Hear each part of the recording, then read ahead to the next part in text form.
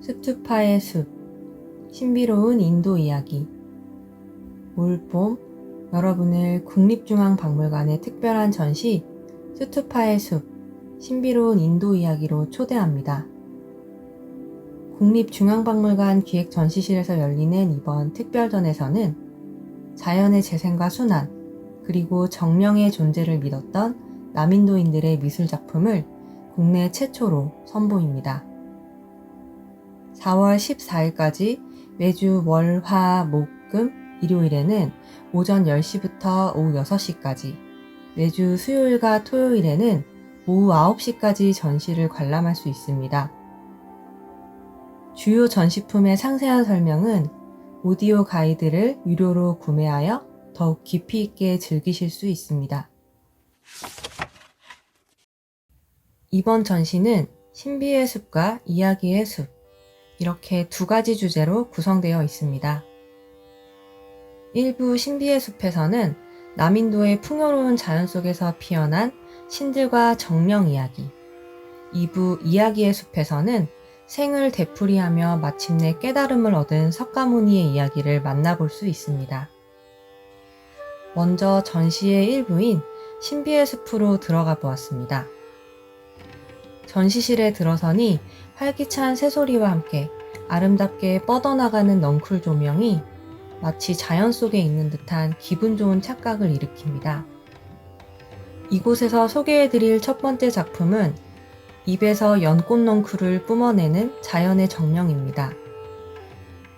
이 작품은 장인이 황토빛 점토 위에 정교하게 조각해 놓은 듯한 연꽃의 표현이 아주 섬세합니다. 작품의 맨 왼쪽에는 큰 눈에 귀가 뾰족한 자연의 정령이 비스듬히 앉아 있습니다. 입에서는 연꽃 줄기가 뿜어져 나오고 있고 한 손으로 그 줄기를 잡고 있습니다. 정령의 주위를 둘러싼 크고 작은 연꽃들과 그 사이로 어지럽게 연결되어 있는 연꽃 줄기는 끝을 알 수 없는 자연의 무한한 생명력을 뿜어내는 듯합니다. 인도 사람들은 이렇게 자연의 정령을 특별한 능력을 가진 사람으로 표현해 자연의 신으로 모셨습니다. 다음으로 살펴볼 작품은 풍요의 신, 락슈미입니다. 키가 큰 성인 여성과 비슷한 크기의 이 작품은 가슴을 만지고 있는 풍요의 신, 락슈미의 조각상입니다. 예로부터 가슴은 여성의 출산과 풍요로움을 상징하였다고 합니다. 락슈미는 풍요의 항아리에서 나온 둥근 연꽃 위에 서 있습니다. 몸 뒤편에는 둥근 연꽃과 줄기가 오밀조밀하게 붙어 있어 마치 풍요의 신 락슈미가 그 속에 파묻혀 있는 듯한 인상을 줍니다. 락슈미를 통해 풍요로움을 염원했던 당시 인도인들의 모습을 잠시 상상해 볼 수 있었습니다.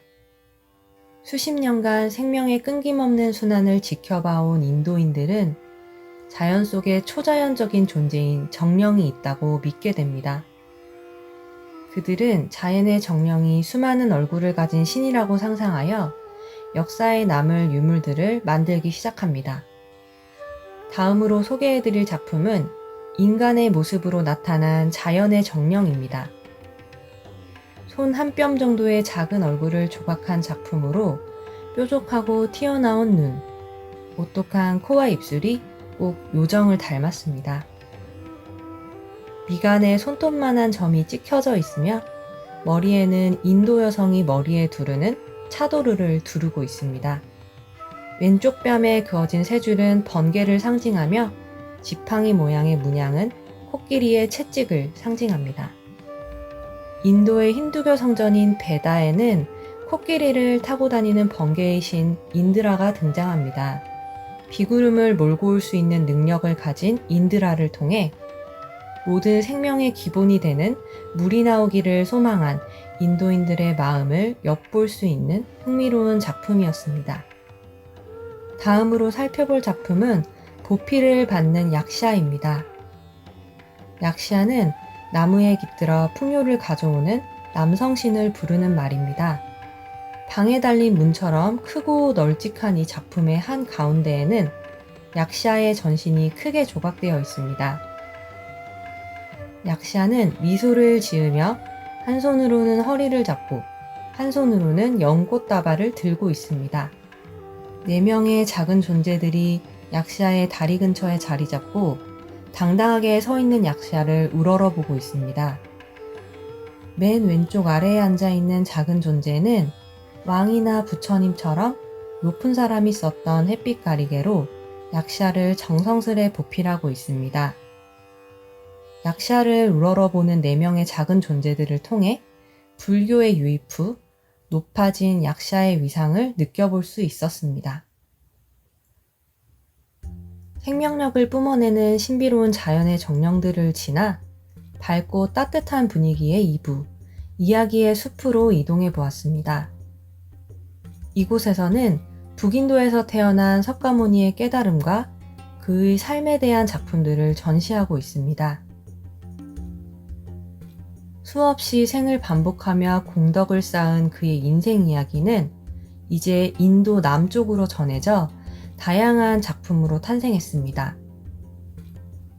이야기의 숲에서 소개해드릴 첫 번째 작품은 사리함을 옮기는 코끼리입니다.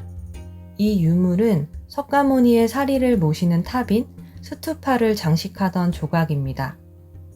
거대한 코끼리 한 마리가 상자를 들고 있는 2명의 사람을 태운 채 신나게 걸어가고 있습니다. 코끼리는 축제에 가듯 화려한 장식의 모자와 덮개로 한껏 꾸몄고 그 위에 사람이 간신히 매달려 있습니다. 조각의 맨 위와 아래에는 용도에 맞게 탑 모양을 여러 번 더한 모습이 눈에 띕니다. 석가모니의 귀한 사리가 남인도인들에게 전해지던 역사의 한 장면을 직접 본 것처럼 가슴이 웅장해지는 작품이었습니다. 사리만큼 귀하게 여겨졌던 것은 바로 사리를 직접 담았던 단지입니다. 이번에 살펴볼 작품은 스투파 모양의 사리병입니다. 이 작품은 엄지손가락 크기의 매우 작은 3개의 투명한 사리병입니다. 각 사리병은 그 크기가 조금씩 다른데 왼쪽에 있는 것은 가장 얄쌍하고 오른쪽에 있는 것은 가장 통통하고 중앙에 있는 것이 가장 작습니다. 사리병의 뚜껑은 음료 위에 올라가는 생크림처럼 곡선으로 올라가는 원뿔 모양을 하고 있고 병은 반원 모양으로 스투파 건축물과 같은 형태를 갖고 있습니다. 빛을 그대로 통과하는 수정으로 만들어져 속이 잘 보입니다. 러시아의 마트료시카 인형처럼 사리를 담은 단지를 또 다른 단지 안에 넣어서 스투파 안에 모셨다고 합니다. 이번 전시의 주제이자 우리가 내내 쫓아왔던 스투파는 과연 어떻게 생겼을까요? 이 조각에서 그 답을 찾을 수 있습니다. 지금 소개해드릴 작품은 기본이 아름다운 스투파입니다. 무늬 없는 사각형 위에 반듯한 반원이 올려져 있는 가장 기본 모양의 스투파가 돌 위에 조각되어 있습니다. 아무런 장식이 없어서 오히려 순수하고 깨끗한 느낌을 주고 여백의 미를 느낄 수 있습니다. 반원 위에는 권위를 상징하는 햇빛 가리개 모양의 장식품을 여러 개 겹쳐 세운 모양이 인상적입니다. 이곳에 들어갔을 부처님의 사리를 생각하니 자연스레 마음이 평화롭고 경건해집니다. 스투파 왼편에 조각된 작은 탑에는 크고 아름다운 연꽃과 물속에 사는 전설 속 동물인 마카라가 새겨져 있습니다. 석가모니의 이야기를 담은 첫 작품으로 넘어왔습니다. 작품 이름은 빈자리를 향한 경배입니다. 이 조각은 석가모니를 보드가야의 보리수로 상징해 표현했습니다. 석가모니는 보드가야의 보리수 아래에서 깨달음을 얻었습니다. 그래서 보드가야의 보리수는 석가모니와 석가모니가 깨달은 것을 상징합니다. 동그란 원 안에 4명의 사람들이 보드가야의 보리수를 둘러싸고 있습니다. 보리수 아래에 2사람이 대칭으로 마주 앉아 석가모니를 향해 매우 진지한 태도로 기도하고 있습니다. 나무 옆에 서 있는 2사람은 종교적 의식을 치르는 것처럼 보리수 나뭇잎을 들고 팔을 위아래로 흔들고 있습니다. 무언의 힘이 작용하고 있는 듯한 이 작품을 보니 보이지 않는 석가모니의 존재감이 느껴지네요. 스투파의 주인공 석가모니는 이제 사물이 아닌 인간의 모습으로 나타나 수없이 되풀이된 전생 이야기를 소개합니다. 석가모니의 이야기를 담은 마지막 작품은 깨달은 직후부터 첫 설법까지입니다. 이 작품에는 석가모니의 이야기가 3개의 층으로 나뉘어 섬세하게 묘사되어 있습니다. 단순히 보면 세 화면으로 보이지만 자세히 보면 5가지의 이야기가 숨겨져 있습니다. 맨 아래층의 왼편에는 석가모니가 보리수 아래에서 깨달음을 얻은 후 주변을 산책하며 깨달음을 즐기고 있는 장면입니다. 그 옆 오른쪽으로 시선을 돌려보면 석가모니가 깨달음에 대해 이야기하려고 할 때 갑자기 비가 내려 왕이 자신의 머리 장식을 활짝 펴서 비를 막아주는 모습이 보입니다. 가운데 층의 왼편에는 사천왕이 바루공양을 하는 모습이 보입니다.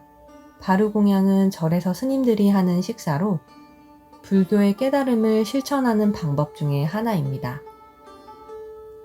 바로 오른편에서는 석가모니에게 음식을 올리는 사람들을 찾아볼 수 있습니다.